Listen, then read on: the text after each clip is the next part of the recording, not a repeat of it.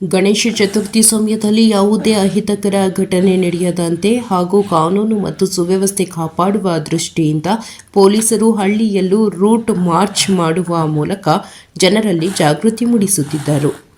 ಧಾರವಾಡ ತಾಲೂಕಿನ ಉಪ್ಪಿನಬೇಟಗೇರಿ ಗ್ರಾಮದಲ್ಲೂ ಇನ್ಸ್ಪೆಕ್ಟರ್ ಸಮೀರ್ ಉಲ್ಲಾ, ಪಿಎಸ್ಐಗಳಾದ ಸಿದ್ದರಾಮಪ್ಪ ಉಣದ ಹಾಗೂ ಎಫ್ಎಂ ಮಂಟೂರ ಅವರ ನೇತೃತ್ವದಲ್ಲಿ ಪೊಲೀಸರು ರೂಟ್ ಮಾರ್ಚ್ ನಡೆಸಿದರು.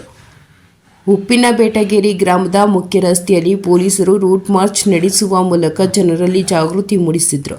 ನಾಳೆ 5 ದಿನದ ಗಣೇಶನ ಮೂರ್ತಿಗಳು ವಿಸರ್ಜನೆಗೊಳ್ಳಲಿದ್ದು, ಈ ವೇಳೆ ಯಾವುದೇ ಅಹಿತಕರ ಘಟನೆಗಳು ನಡೆಯದಂತೆ ಪೊಲೀಸರು ಮುನ್ನೆಚ್ಚರಿಕೆ ವಹಿಸಿ ಈ ರೂಟ್ ಮಾರ್ಚ್ ಮಾಡಿದ್ದಾರೆ.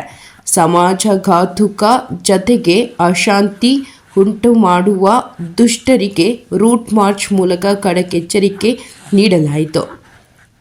ಗರಗ ಠಾಣೆಯ ಎಲ್ಲ ಪೊಲೀಸರು ಈ ರೂಟ್ ಮಾರ್ಚ್ನಲ್ಲಿ ಪಾಲ್ಗೊಂಡಿದ್ದರು.